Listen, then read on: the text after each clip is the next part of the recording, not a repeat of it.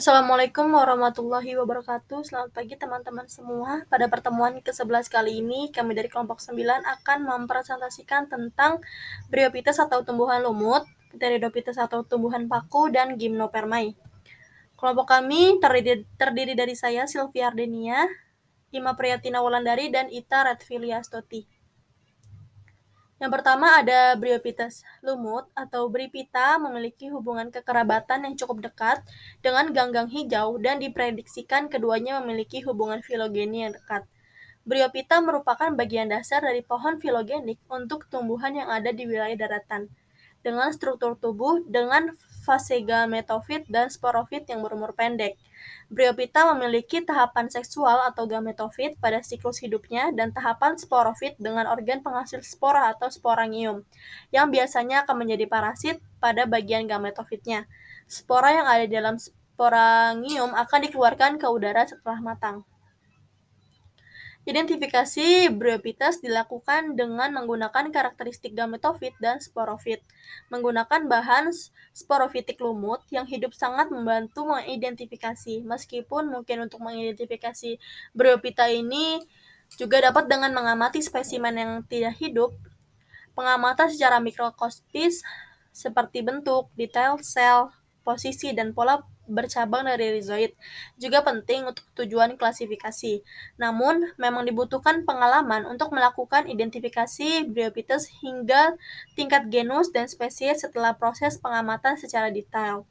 Pada dasarnya, pengamatan terhadap struktur Bryophyta ini yang lebih besar dan lebih khas akan menjadikan proses identifikasi sering lebih cepat dibandingkan dengan bentuk lumut yang lebih kecil. Tumbuhan lumut termasuk ke dalam jenis tumbuhan yang tidak berpembuluh atau non-vaskuler dan tidak menghasilkan biji. Untuk melakukan transportasi air dan mineral yang dibutuhkan, maka Bryophyta memiliki jaringan sederhana yang khusus untuk transportasi internal air, nutrisi, dan makanan yang dibutuhkannya. Karena mereka tidak memiliki jaringan pembuluh, maka Bryophyta juga tidak memiliki akar, batang, dan daun sejati dengan bentuk tubuh yang relatif kecil, meskipun pada beberapa spesies lumut yang hidup di perairan dapat mencapai ukuran yang besar seperti spesies fontinalis. Seperti pada gambar di samping, ada lumut fontinalis antipyretica yang hidup di perairan air tawar dengan melekat pada substrat atau mengambang di air yang tenang. Selanjutnya ada klasifikasi Bryophytes. Yang pertama ada lumut tanduk atau Anthocerotales. Bryophyta memiliki klasifikasi yang jelas berdasarkan bentuk tubuhnya. Lumut tanduk selalu memiliki struktur yang dicirikan dengan adanya sporofit yang berbentuk tanduk dengan organ seksual yang tertanam dalam bentuk tubuh yang disebut talus. Dalam perkembangbiakannya, lumut tanduk ini mengeluarkan spora terus-menerus dari sporangiumnya dan kemudian berkembang menjadi lumut tanduk yang baru. Pada lumut tanduk, struktur talus ini, terutama anatomi internal dan isi sel, merupakan hal penting yang dapat diamati untuk diklasifikasi. Begitu juga sporofit yang mengandung dinding sporangial, spora dan ornamentasinya, dan sel steril bercampur dengan spora, dan struktur silinder steril jika ada di sporangium. Bagian-bagian tersebut merupakan bentuk spesifik yang ada pada lumut tanduk sehingga memudahkan untuk klasifikasi. Berikut ini ada gambar dari lumut tanduk dengan talus, sporofit sebagai tempat penghasil spora. Bagian bawah lumut ini merupakan talus dengan alat perkembangbiakan jantan maupun betina. Klasifikasi yang kedua ada lumut hati atau Hepaticae. Dalam lumut hati, identifikasi dapat dibantu melalui penentuan bentuk gametofit, anatomi internal dan isi sel pada talus, dan posisi organ seksual dan struktur pelindungnya. Fitur sporofit seperti anatomi internal seta, ornamen jaket sporangial, ornamen spora, dan struktur elater juga penting untuk identifikasi. Dalam genus berdaun, ini fitur internal dan eksternalnya sama, di samping pengaturan daun dan bentuk secara detail sel dan posisi juga pola bercabang dari rizoid juga penting untuk tujuan klasifikasi. Lumut hati dengan perbedaan bangsa yaitu lumut hati bertalus dan lumut hati berdaun didominasi dengan bentuk tumbuhan dominan talus yang menempel pada permukaan tanah.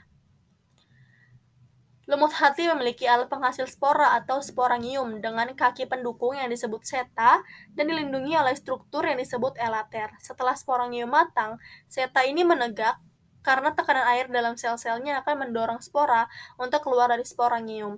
Spora matang akan keluar ketika sporangium pecah dan elater juga membuka karena dipacu oleh udara yang kering. Ini ada gambar dari lumut hati dengan talus yang menempel di tanah. Belum nampak alat perkembangbiakan pada lumut hati tersebut. Biasanya organ seksual lumut hati ini terletak di bagian permukaan dengan dilindungi oleh struktur uniseluler yang menyerupai rizoid. Lumut hati ini juga memiliki gametofit, tetapi sebagian besar berdaun dengan daun dalam 2 atau 3 baris. Selanjutnya ada lumut daun atau musci. Di lumut daun ini, fitur gametofitik dari struktur daun, terutama rincian sel dan bentuk daun, detail dari margin daun, ornamen sel, penampang melintang dari pelepah, dan posisi organ seksual yang terhubung dengan puncak batang sangat membantu klasifikasi. Fitur sporofit juga penting untuk identifikasi terutama terkait dengan sporangium, khususnya orientasi, bentuk, struktur, pelindung sporangial, khususnya stomata dan bentuk sel dari sel terluar. Musci atau lumut daun dapat tumbuh di atas tanah gundul yang secara bertahap mengalami kegersangan. Pada tanah bertekstur pasir yang bergerak sekalipun dapat tumbuh, dapat dijumpai juga di antara rumputan di atas batu-batuan cadas, pada batang-batangan, cabang-cabangan pohon, di rawa-rawa, tetapi jarang di dalam laut. Lumut daun ini menghampar luas dan dapat menyerap dan menahan air lebih lama dalam jumlah yang cukup. Berikut ini ada foto dari lumut daun. Selanjutnya, ciri-ciri kelas musci atau lumut daun secara morfologi sebagai berikut, yaitu memiliki bagian menyerupai akar atau rizoid, batang, dan daun. Hidup di tempat yang lembab atau basah. Pada tempat-tempat yang kering, lumut membentuk talus yang berupa bantal atau gebalan. Berwarna hijau, batang dari lumut daun adalah semut tegak dengan lembaran daun yang tersusun spiral. Gametofit tumbuh tegak. Perkembangan berasal dari protonema yang terdiri atas benang-benang berwarna hijau, bersifat fotorotrof, bercabang banyak. Sporofit tumbuh pada gametofitnya atau pada tumbuhan lumut itu sendiri. Setelah itu ada sporangium mempunyai kaki yang lebar. Setelah itu, kapsul memiliki kolumella yang pecah oleh gigi-gigi peristom.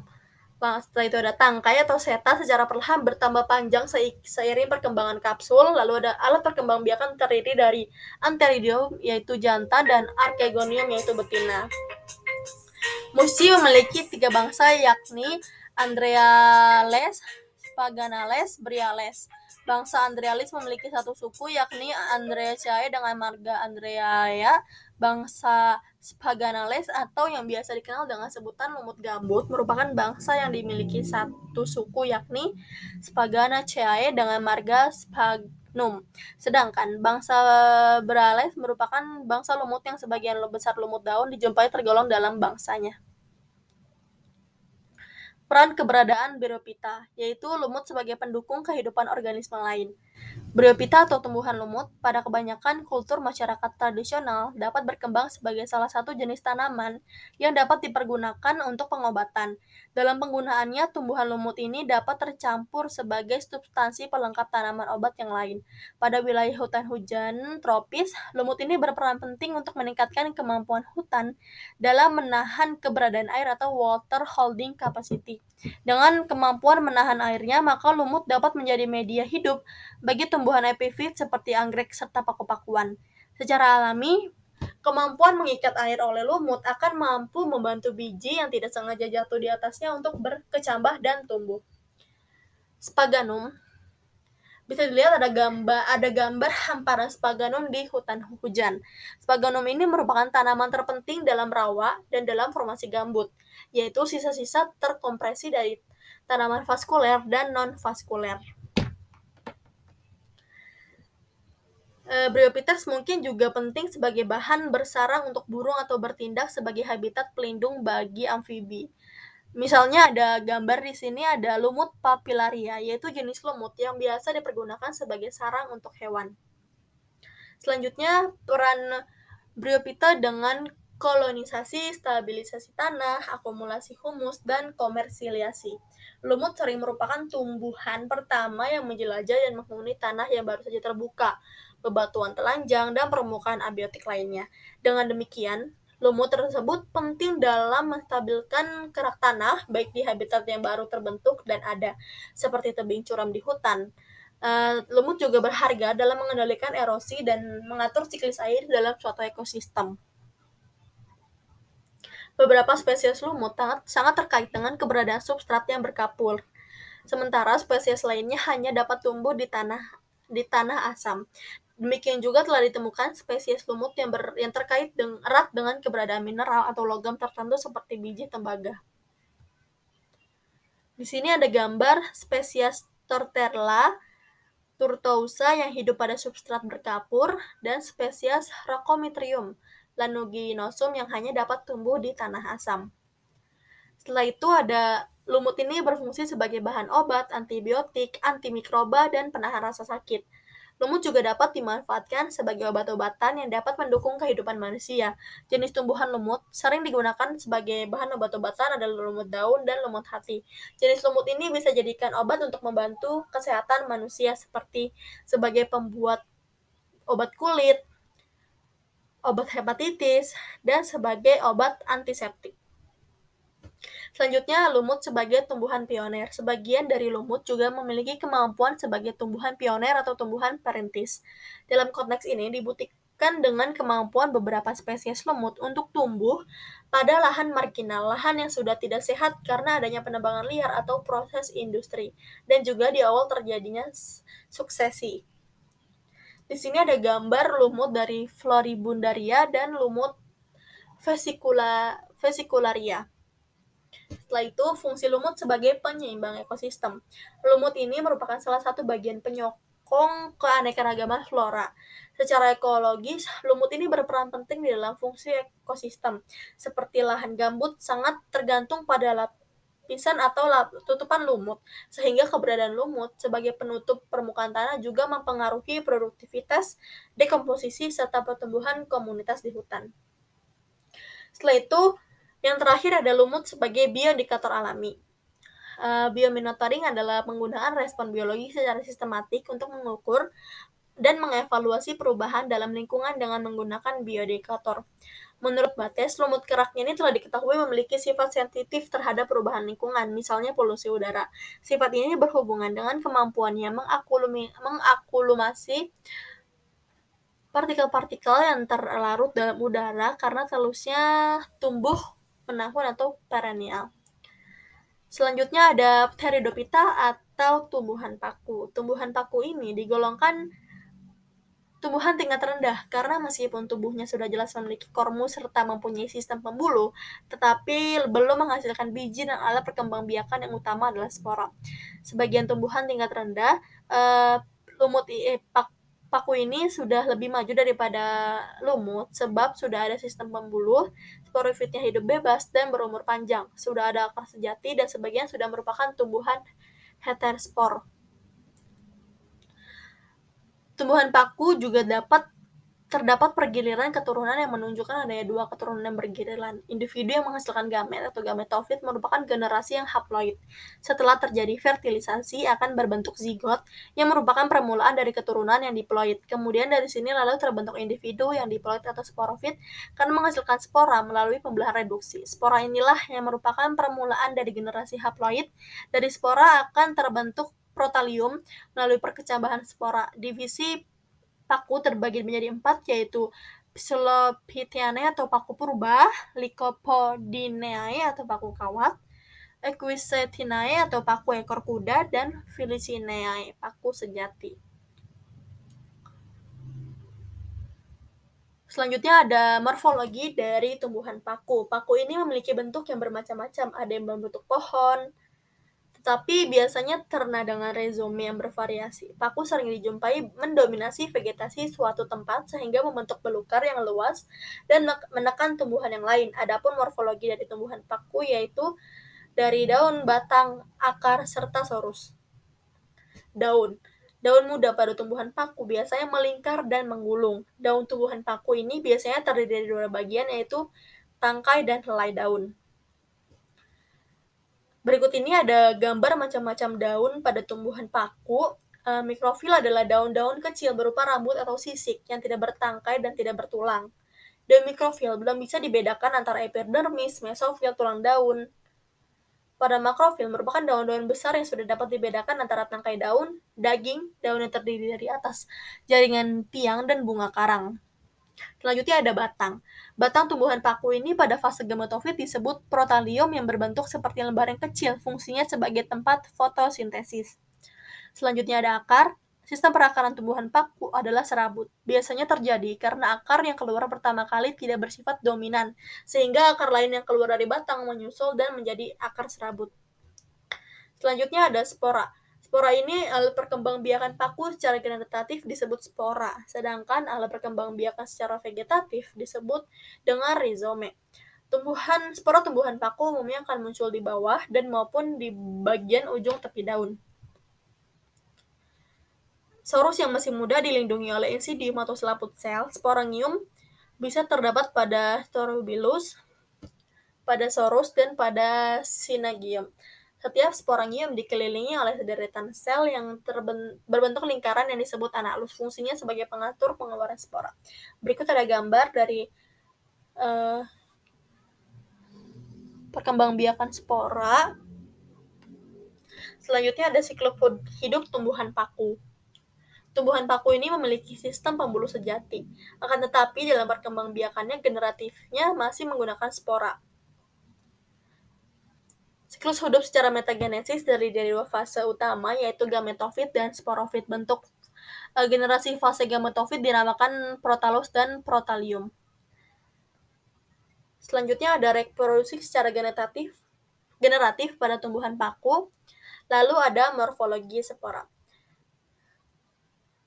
Karakteristik morfologi spora dapat dilihat dengan bentuk, ukuran, jenis atau tipe spora, dan tipe ornamentasi eksin yang berbeda. Spora mempunyai struktur permukaan yang berbeda dari struktur halus hingga tidak beraturan. Lapisan pelindung spora dibagi menjadi dua, yaitu eksin atau lapisan luar dan intin atau lapisan dalam. Bentuk. Tumbuhan paku memiliki dua bentuk spora, yaitu monolet dan trilet. Untuk ukuran spora tumbuhan paku sendiri itu sangat beragam. Itu terbagi menjadi 6, yaitu spora sangat kecil. Spora juga memiliki tipe spora, yaitu spora medium, spora besar, dan warna-warna pada spora pada tumbuhan paku ini bermacam-macam, yaitu sebagai berikut. Yaitu ada yang pertama ada sorus berwarna coklat. Bisa dilihat ada gambar dari sorus paku sarang burung atau Aspelenium nidus. Lalu ada sorus berwarna kuning. Bisa dilihat gambar di samping, di situ ada gambar sorus paku rasam atau Gleichenia linearis Broom. Selanjutnya ada sorus berwarna hitam. Bisa dilihat gambar tersebut merupakan sorus paku hata atau Lygodium circinatum Broom F. Lalu ada sorus berwarna gelap. Di situ ada gambar pada paku pedang atau Pteris ensiformis. Selanjutnya ada klasifikasi tumbuhan paku. Berdasarkan jenis spora yang dihasilkan, tumbuhan paku dapat dibagi menjadi 3, yaitu ada paku Hosmospora. Bisa dilihat di sini contohnya ada paku kawat atau Lycopodium. Setelah itu ada paku Heterospora, contohnya adalah paku rane, dan gambar di samping merupakan semanggi atau Marsilea. Selanjutnya ada paku peralihan. Paku peralihan contohnya di situ ada paku ekor kuda atau Shenopsida. Setelah itu ada manfaat tumbuhan paku. Tumbuhan paku memiliki banyak sekali manfaat bagi manusia, yaitu sebagai tanaman hias, sebagai sayuran, sebagai dekorasi karangan bunga, sebagai bahan pembersih, sebagai obat-obatan, sebagai pembentuk vegetasi hutan, mampu menahan air limpahan hujan yang bermanfaat untuk mengurangi debit banjir dan penahan air, yang berfungsi sebagai sumber air. Selanjutnya yang terakhir ada pembahasan tentang Gymnospermae. Gymnospermae berasal dari bahasa Yunani, yaitu gymnos, telanjang, dan sperma, biji atau tumbuhan berbiji terbuka, merupakan kelompok tumbuhan berbiji yang bijinya tidak terlindungi dalam bakal buah. Tumbuhan yang termasuk golongan ini terdiri atas tumbuh-tumbuhan berkayu dengan bermacam-macam habitus. Dalam bagian xilem tidak terdapat pembuluh-pembuluh kayu, melainkan hanya tracheida saja, dan di dalam bagian phloem berlainan juga dengan tumbuhan biji tertutup. Ada ciri-ciri Gymnospermae di sini, yaitu memiliki akar, batang, dan juga daun sejati. Daunnya sempit dan juga kaku, bakal bijinya tidak mendapatkan perlindungan dari daun buah, bakal tumbuh serta terletak di luar megasporofil atau alvarium. Megasporofil yang berupa sisik, profil jantan dan juga betina terpisah, lalu tidak memiliki bunga sejati, tidak mempunyai mahkota bunga, bunga yang berupa strobilus yang mampu menghasilkan sekret, bakal biji berada di luar sehingga tidak bisa dilindungi oleh daun buah, tumbuhan heterospora yang dapat menghasilkan dua jenis spora, spora ke-1 berupa megaspora dan spora kedua berupa mikrospora. Pada saat reproduksi terjadi pembuahan tunggal. Selanjutnya ada divisi dari Gymnospermae. Yang pertama ada divisi Cicadidae. Ini contoh dari divisi ini yaitu ada cicas rumpi atau yang dikenal sebagai pakis haji. Bisa dilihat gambar di samping merupakan contoh pada divisi kali ini yaitu pakis haji. Selanjutnya ada divisi conifer. Bisa dilihat contoh dari divisi conifer sendiri adalah kelas conifer adalah pinus. Setelah itu ada divisi Ginkgodidae. Contoh dari divisi ini bisa dilihat gambar di samping adalah pohon ginkgo atau ginkgo biloba. Ginkgo biloba ini berasal dari Cina. Selanjutnya yang terakhir ada divisi Gnetophyta. Divisi Gnetophyta mempunyai strobilus jantan yang tersusun secara majemuk, daunnya berhadapan. Contohnya ada daun melinjo atau Gnetum gnemon. Berikut adalah referensi yang digunakan pada pembuatan PowerPoint kali ini. Terima kasih teman-teman sekalian. Apabila ada yang ingin bertanya, silakan bertanya melalui elita.com. Terima kasih.